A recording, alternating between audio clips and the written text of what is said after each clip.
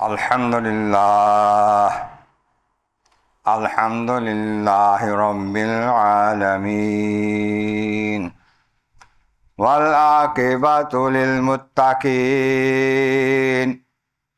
والصلاة والسلام علی سید الانبیاء والمرسلین وعلى آلہ الطیبین الطاہرین وعلى اصحابہ الہادین المہدیین اما بعد فاعوذ باللہ من الشیطان الرجیم بسم اللہ الرحمن الرحیم فلما بلغ معه السعی قال یا بنی انی ارى فی المنام انی اذبحک فانظر ماذا تری قال یا ابت افعل ما تؤمر ستجدنی ان شاء اللہ من الصابرین صدق اللہ العظیم۔ بندہ پروردگارم امت احمد نبی دوست دار چار یارم تابع اولاد علی مذہب حنفیہ دارم ملت حضرت خلیل خاک پائے غوث اعظم زیر سایہ ہر ولی۔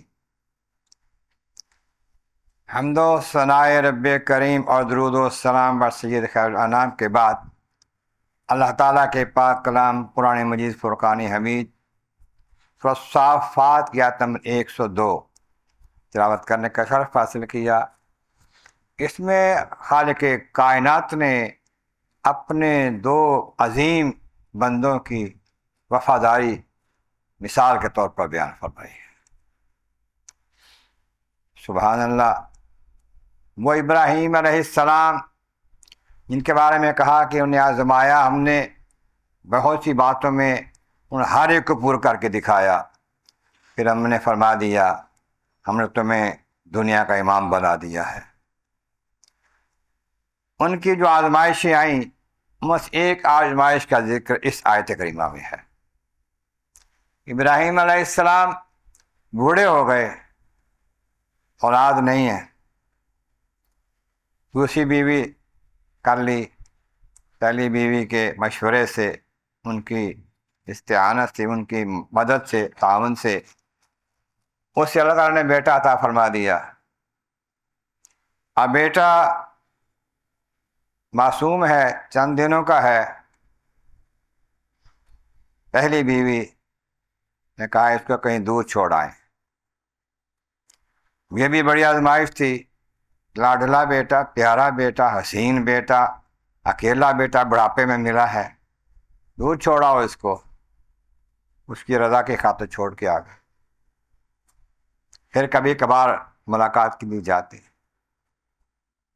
اب وہ لاڈلا بیٹا تھوڑا سا بڑا ہوا، چلنے پھرنے کے قابل ہوا، کام کاج کرنے کے قابل ہوا، تو حکم ملا کہ ابراہیم اپنے بیٹے کو ذبح کر دو۔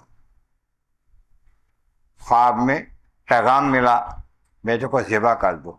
تردد ہوا کیسے، کس طرح یہ خواب ہوگا، لیکن دوسرے دن پھر خواب میں دیکھا، تیسرے روز پھر دیکھا بیٹے کو ذبح کر رہے ہیں۔ اب نبیوں کا خواب جو ہوتا ہے نا، وہ شیطانی نہیں ہوتا، رحمانی ہوتا ہے، اور وحی ہوتی ہے۔ اللہ تعالیٰ جو نبیوں کو وحی بھیجتا ہے ان میں سے ایک طریقہ خواب کا بھی ہوتا ہے۔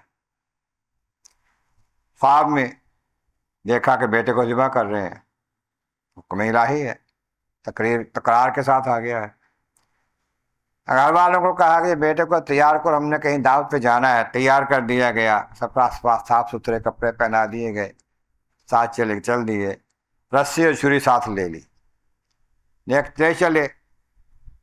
راستے میں کہتے ہیں جو آیت آئی ہے نا، جب ذرا سیانے ہوئے، فلما بلغ معه السعی، باپ کے ساتھ چلنے پھرنے کے، دوڑنے کے قابل ہو گیا نا جب، تو باپ نے پھر اس کو لے جاتے ہوئے کہا یا بنیا، اے میرے بیٹے لاڈلے بچے، انی ارا فی المنام انی اذبحک، میں دیکھتا ہوں خواب میں کہ میں تجھے ذبح کر رہا ہوں۔ اب بچہ تو تھا نا ابراہیم خلیل کا، اس کو پتہ ہے کہ باپ جو ہے نبی ہے، اللہ کا خلیل ہے، اور یہ ایسا نہیں ہوتا کہ کوئی ایسی خواب آ جائے جو شیطانی ہو یا وسوسے کی ہو، وہم کی ہو۔ انی ارا فی المنام، خواب میں دیکھا ہے بیٹا میں نے، انی اذبحک، میں تجھے ذبح کر رہا ہوں، فانظر ماذا تری، اب تو دیکھ تیری کیا رائے ہے۔ اب رائے پوچھنے کا مقصد کیا تھا؟ صرف یہ کہ اگر اللہ تبارک و تعالیٰ مجھے بیٹا ذبح کرنے کا اجر دے گا تو بیٹے کو بھی ذبح ہونے کا اجر ملے، خود وہ بھی رضا، اس میں اپنی رضا شامل کرے۔ تو بیٹے نے یہ نہیں کہا بات سوچ لو ذرا، یہ ہو سکتا ہے کبھی کسی شریعت میں اجازت ملی ہے بیٹے کو ذبح کرنے کی، یا کسی نے کبھی کیا ہے ایسے؟ یہ کہہ سکتا اگر آج کا بیٹا ہوتا تو کیا کہتا، گلے پڑ جاتا باپ۔ مگر کہا یا ابا تفعل ما تؤمر، ابا جی جو آپ کو حکم ملا وہ کریں، حکم ملا ہے نا میرے ذبح کرنے کا تو آپ کریں جو حکم ملا ہے آپ کو۔ ستجدنی انشاءاللہ من الصابرین، میرے رب نے چاہا نا تو مجھے صبر کرنے والا پاؤ گے، میں صبر کے ساتھ ذبح ہو جاؤں گا۔ اللہ اکبر۔ کہتے ہیں یہ فیضان نظر تھا یا کہ مکتب کی کرامت تھی، سکھائے کس نے اسماعیل کو آداب فرزندی؟ ابراہیم علیہ السلام کی نظر تھی، توجہ تھی ان پر، جس نے ان کو سکھایا یہ آداب۔ اگر باپ نبی کہہ دے کہ تجھے ذبح کرنا ہے تو کوئی تردد نہیں،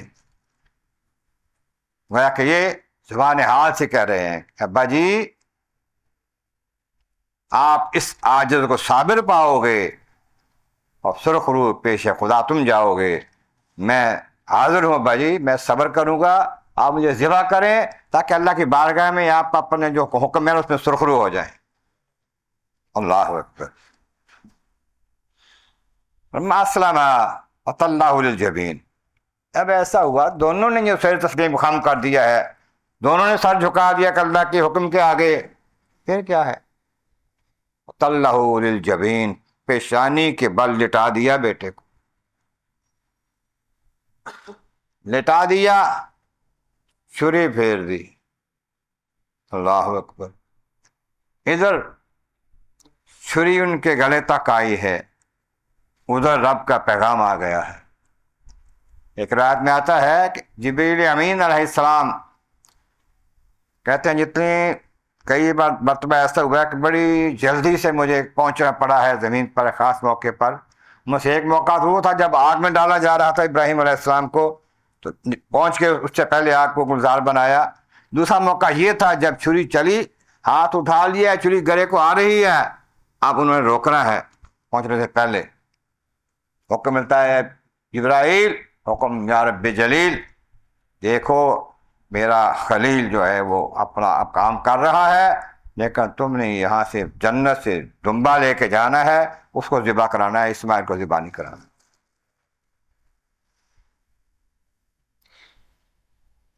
جب یہ نظارہ فلک دیکھ رہا ہے، ابراہیم چھری پھیر رہے ہیں، چھری کام نہیں کر رہی، پھر نہیں کاٹ رہی اسماعیل کے گلے کو، معصوم بچہ ہے۔ ابراہیم علیہ السلام ناراض تو ہوتے ہیں چھری کے ساتھ کہ اگر تجھے پتھر پہ مارتا ہوں تو پتھر کو کاٹ دیتی ہے تو، اور یہ معصوم گلا جو پھولوں کے سے بھی نرم ہے، اس پہ چلاتا ہوں نہیں کاٹتی۔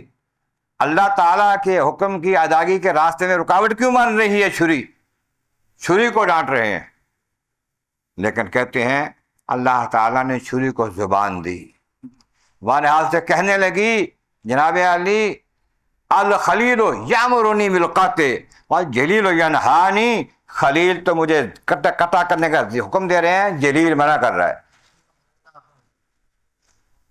ابراہیم خلیل اللہ، خلیل علیہ السلام تو مجھے کاٹنے کا حکم دے رہے ہیں، کاٹنے کا، لیکن جو ان کا بنانے والا ہے، مجھے بنانے والا ہے رب جلیل، وہ منع کر رہا ہے، یا منع کر رہا ہے۔ ایسے کیسے کاٹ سکتے؟ جیسے آگ کا کام جلانا ہے، بنائی ہی جلانے کے لیے ہے، لیکن جب اب وقت آتا ابراہیم علیہ السلام کو آگ میں ڈالنے کا، قلنا یا نار کونی بردم وسلام علی ابراہیم، ہم نے حکم دے دیا کہ آگ ابراہیم کو نہیں جلانا. اور کیسے جلاتی ہے؟ اس کے لیے گلزار بن جاتی ہے. یا چھری کو حکم مل جائے کہ چھری اسماعیل کا گلے کا ایک بال بھی نہیں کٹنا، نہیں کاٹ رہی. پھر جب دمبا بھیج دیا گیا، دمبا ذبح ہو گیا، میں کہ فدیناہ بذبح عظیم، ہم نے اسماعیل کا فدیہ ایک عظیم ذبیحے کے ساتھ دے دیا، ایک عظیم جانور کے ساتھ اس کا فدیہ دے دیا ہے، بدلہ دے دیا ہے. تو وہ فدیہ ایسا دیا، اترکنا علیہ فی الآخرین، آخر تک کے لوگوں کے لیے ہم نے اس کو سنت بنا دیا ہے، سب لوگوں پہ چھوڑ دیا، سب لوگ ایسا کریں جیسے میرے ابراہیم نے کیا ہے. یہ قربانی ابراہیم علیہ السلام کی یادگار ہے. اگر ابراہیم علیہ السلام کا بیٹا قربانی میں قبول ہو جاتا تو پھر بیٹے کون ذبح کرتا؟ یہ جو نہیں کیا نا، یہ بھی ہماری بھلائی کے لیے تھا، ہمارے واسطے نرمی کے لیے تھا، مہربانی کے لیے تھا. چلو تمہیں نہ بیٹے ذبح کرنے پڑے، دمبا ذبح کر دیا. وہ دمبا جو ذبح کیا گیا، اس دمبے کے سینگ جو ہیں خانہ کعبہ پر پڑے رہے سینکڑوں ہزاروں سال. جب یہ یزید نامراد بدبخت جہنمی اس کی حکومت آئی نا، اس کے لشکر نے وہ قبیس پر سات والی پہاڑی پر چڑھ کے منجنیق کے ساتھ جو خانہ کعبہ پر پتھر برسائے، پھر آگ کے گولے برسائے، اس وقت وہ جو سینگ پڑے تھے وہ جلے. پتہ چلتا ہے کہ اللہ تعالیٰ کے بندے نبی بھی جو ہے نشانیاں رکھتے تھے تورک کے طور پر، ہزاروں سال پڑی رہتی تھی. خانہ کعبہ بھی نشانی. اللہ اکبر. تو ذبح کر دیا گیا دمبے کو، ترکنا علیہ الآخرین، بعض والوں کے لیے اس پر رکھ دیا، جمع کر دیا کہ بھئی آئندہ سب لوگ دمبے کی، بکرے کی، چتے کی قربانی کریں. پھر تفصیل اور تشریح کے طور پر کریم علیہ السلام نے ساری باتیں سمجھا دیں، کس کس کی قربانی کیسے ہو سکتی ہے.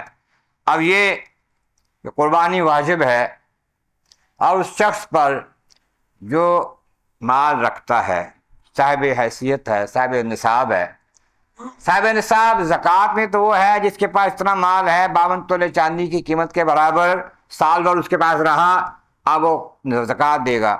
کہ قربانی کے لیے سال رہنا نہیں ہے. اگر کل ہی اتنے پیسے آ گئے ہیں، عید کے دن آ گئے ہیں، تو اس پر قربانی واجب ہوگی. پہلے غریب تھا، عید کے دن اتنے پیسے آ گئے ہیں، جتنی 52 تولے چاندی آتی ہے، اتنا مال آ گیا ہے، تو اس پر قربانی واجب ہے.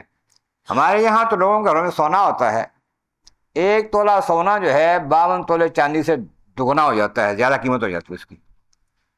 1 تولہ سونا جس کے پاس ہے اس پر قربانی واجب ہے، چاہے مرد ہے چاہے عورت ہے. یہ نہیں ہے کہ قربانی گھر میں سے ایک فرد کی طرف سے کر لو باقی سب آزاد ہے. نہیں، نمازیں اپنی اپنی، زکوٰۃ اپنی اپنی، حج اپنا اپنا، قربانی اپنی اپنی. ہر کسی کی جس کے پاس مال ہے اس پر قربانی واجب ہے. ایک گھر میں خاتون کے پاس زیور ہے، اس کا اپنی ملکیت ہے، اس پر قربانی واجب ہے. ایک گھر میں 4 بیٹے ہیں، باپ ہے، سب اپنا اپنا کام کرتے ہیں، کمائی کرتے ہیں، سب پر قربانی الگ الگ واجب ہے. بہو بیویاں جو گھروں میں ہیں ان کے پاس اپنے اپنے زیورات ہیں، اور سب کے اپنی قربانی واجب ہے. اس لیے یہ قربانیاں سب کی طرف سے ہوں گی، ایک ایک طرف سے نہیں ہوگی. ہر ایک نے اپنی قبر میں جانا ہے، حساب کرنا ہے. اور قربانی کا جانور فرمایا، یہ جانور قربانی کا جو ہے اللہ تعالیٰ کی بارگاہ میں اس کا اجر جو ہے تمہیں پہنچ جاتا ہے جب خون کا قطرہ پہلا گرتا ہے یا قبولی کو پہنچ جاتا ہے.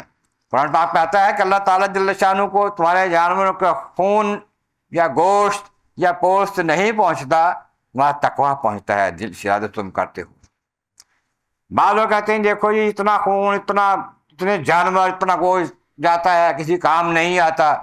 کام آنے سے غرض نہیں ہے تمہاری غرض ہے حکم ماننے سے، بندے ہی اس کے.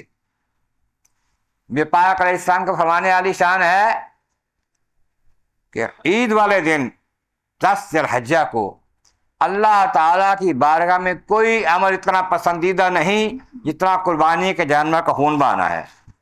کہتے ہیں جب ہم کسی غریب کی مدد کر دیں گے، کسی غریب بچی کی شادی کر دیں گے، اس کا خرچہ دے دیں گے، قربانی کا بدلہ ادا نہیں ہوگا، قربانی تمہارے دن میں واجب ہے، نہیں دیا تو قربانی کے دن کے بعد 3 دن قربانی کے اس میں کر لو، ورنہ جتنے کی قربانی یعنی اتنا صدقہ تم پر واجب ہے، یہ ادا کرو۔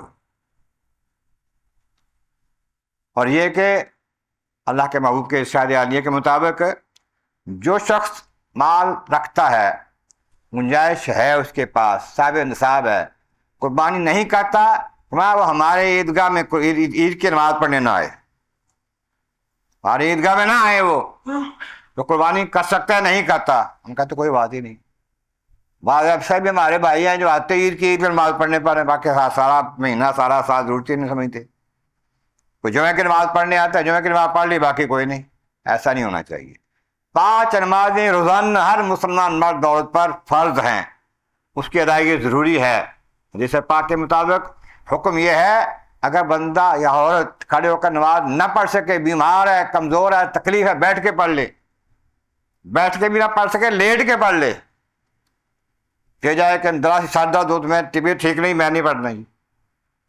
مسجد میں آنا بھی بڑا اہم ہے۔ آقا کریم صلی اللہ علیہ وسلم فرماتے ہیں رات کے وقت عشاء کی نماز کا ٹائم ہوتا ہے، لوگ نہیں آئے، کہ میرا دل کرتا ہے کسی کو نماز پڑھانے کے لیے حکم دوں، اور جو لوگ نہیں آئے ان کے جا کے گھروں کو جلا دوں آگ بتا کے۔ ہم کیا کرتے ہیں؟ نماز اولین پرسش نماز بود، سب سے پہلے نماز کا حساب ہونا ہے، جس کی نمازیں ٹھیک اس کے باقی کام بھی ٹھیک ہو جائے۔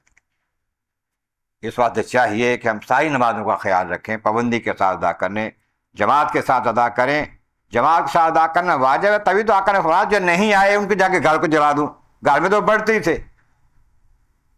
اس واسطے گھر میں پڑھنا وہ نہیں ہے جو جتنا حکم اس کا ہے، نماز ادا کرو، وارکعوا مع الراکعین، اور رکوع کرنے والوں کے ساتھ مل کے رکوع کرو۔ اس کا معنی یہی ہے کہ نماز با جماعت ادا کریں۔ عید کی نماز انشاءاللہ تعالی ہوگی، ضرور ہوگی، اللہ تعالیٰ کے فضل و کرم سے اللہ تعالیٰ زندگی رکھے، خیریت رکھے، امن و امان رکھے، اس میں ضرور آئیں، لیکن باقی نمازیں بھی اسی طرح ادا کریں جیسے عید کی کرتے ہیں، جمعے کی کرتے ہیں۔ انشاءاللہ عید کی نماز 5:45 بجے ادا کریں گے، 5:45 پر، 5 بجے سورج نکلتا ہے، اس سے پورا گھنٹہ بعد، تاکہ دھوپ بھی کم ہو جائے، ابھی نہ ہو اس وقت، بعد میں زیادہ ہو جائے گی، اور قربانیاں بھی کرنی ہیں وہ بھی شروع کر لیں۔ اس ان شاء اللہ تعالیٰ 5:45 بجے عید کی نماز ہوگی، اس کے لیے تیاری کریں۔ قربانی کا جس نے حصہ ڈالنا ہو ڈال سکتے ہیں، رسانی قرآن والے مدرسے میں 35,000 پیسہ لے رہے ہیں، پہلے دن میں بھی حصے موجود ہیں، دوسرے دن بھی موجود ہیں۔